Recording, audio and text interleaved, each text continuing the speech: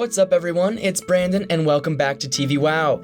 House of the Dragon just released episode 4, and while this episode didn't have as many fighting or action scenes, it was still a pivotal episode because of all the politics, drama, family affairs, steamy HBO content, and a few ultimatums that really set the stage for next week's episode. Now, before we get started, this is your spoiler warning for if you haven't seen the earlier episodes.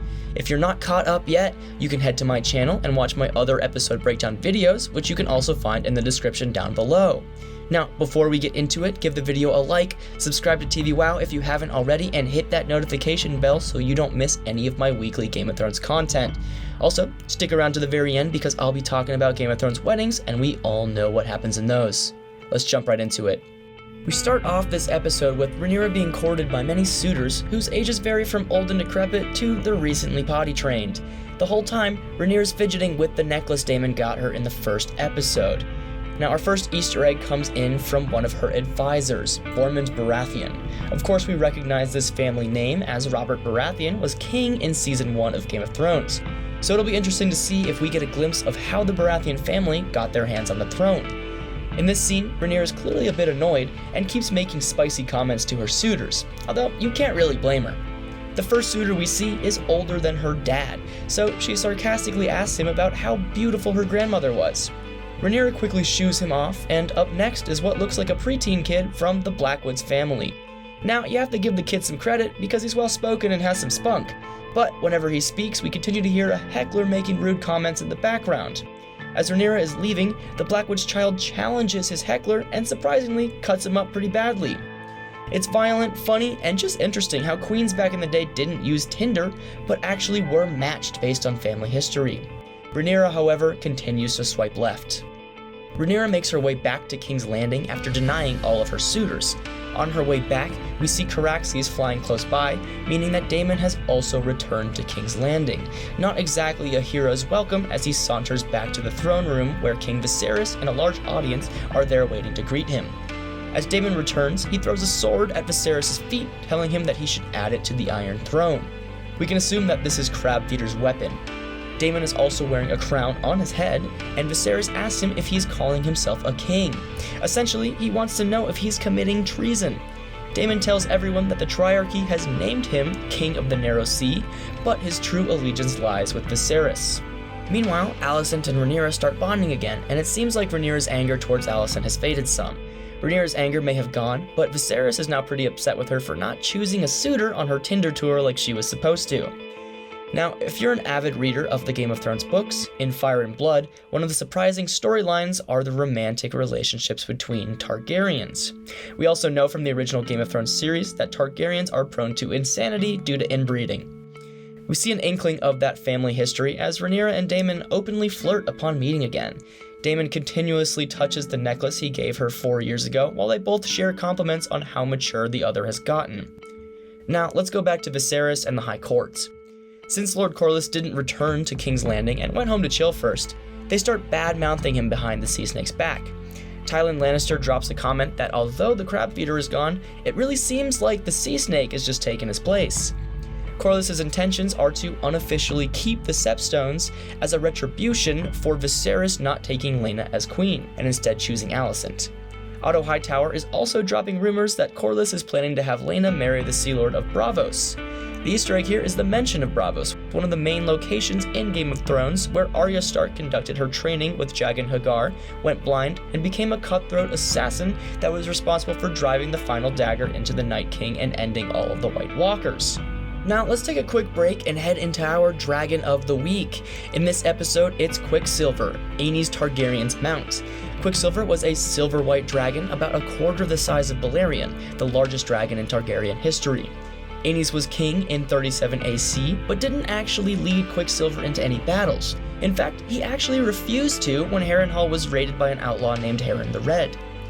Aenys died in 42 AC, and his son, Prince Aegon, became Quicksilver's rider.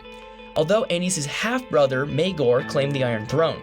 Unfortunately, Quicksilver and Aegon reached their end together when in 43 AC, Aegon attempted to win back the throne by force. They were killed in a fight against Maegor and his dragon Balerion after Balerion ripped one of Quicksilver's wings off in air, causing both dragon and rider to plummet to their deaths. Now, That's going to be it for this Dragon of the Week, so let me know which dragon you'd like to hear about next in the comments down below. Let's get back to the episode.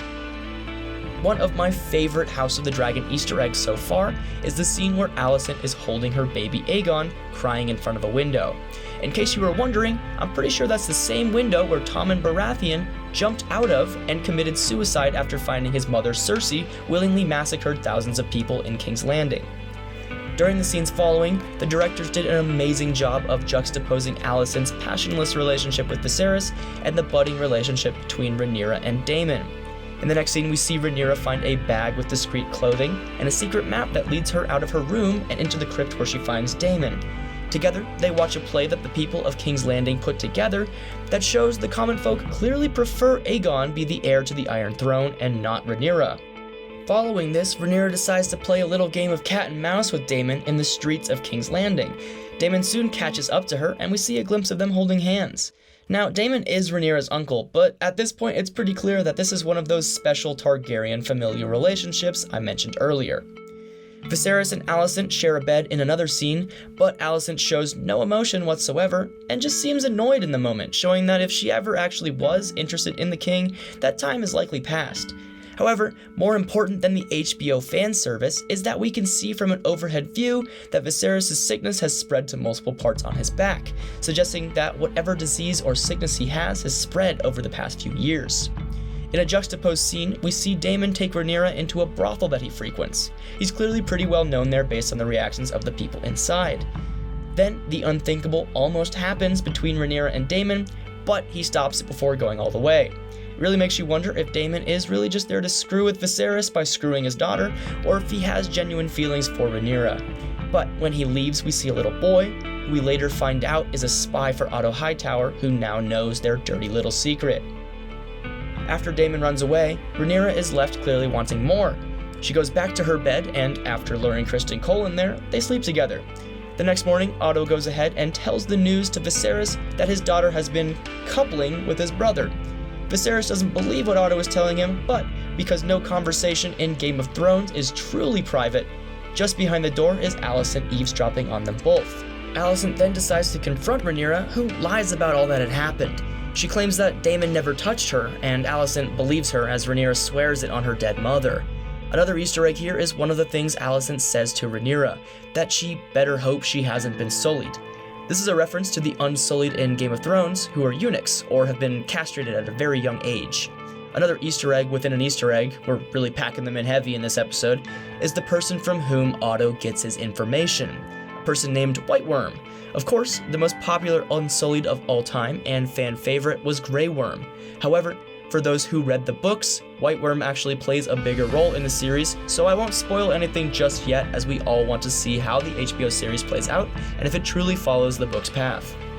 Now, a pissed Viserys wants to speak to Daemon, so his guards literally drag him to the Iron Throne while he's still hungover. Interestingly enough, Daemon doesn't deny that he and Rhaenyra had relations, even though they kind of didn't. He then reminds Viserys that he did claim Daemon is owed a great debt because he killed the crab feeder. And to cash in on that debt, Daemon wants to take Rhaenyra as his second wife and strengthen the bloodline of the Targaryen family through inbreeding. Viserys is having absolutely none of this and actually banishes Daemon. When Rhaenyra confronts Viserys about it, he doesn't really care if it mattered to her or not. He still claims her to be the heir to the Iron Throne, but demands that she weds the son of the sea snake, Laenor Velaryon. They have a heated argument, but Rhaenyra ends up making a deal with her dad. She's gonna marry Laenor, but she accuses Otto of manipulating Viserys for years now, and says that Viserys must get rid of the Hand of the King. The king, already suspicious of Otto's motives, agrees, and Viserys strips Otto of his position as Hand, telling him his interests no longer align with those of the realm. The episode ends with Rhaenyra being served moon tea, a medicinal drink used to prevent any unwanted consequences. However, the consequences of her night with Daemon and Criston are likely to go far beyond the consequences the tea is supposed to address. Though this episode didn't have much dragon content or bloodshed, they continued the drama and brought us even closer to the war that's brewing ahead. With an impending wedding looming between Laenor Velaryon and Rhaenyra, who knows what might happen in the next episode. In the original series, we had the Red Wedding with the massacre of Robb and Catelyn Stark, and you also had the Purple Wedding, where King Joffrey turned into a shriveled blonde eggplant after choking on his drink. I can't wait for next week because I'm hoping more mayhem happens and crazy deaths come out of nowhere. That's gonna be it for this week's episode. Let me know in the comments below what your favorite Easter egg was and what you're hoping happens in next week's episode. Before you go, do me a favor and be sure to like and subscribe as it really helps me out. I'll see you guys in the next one.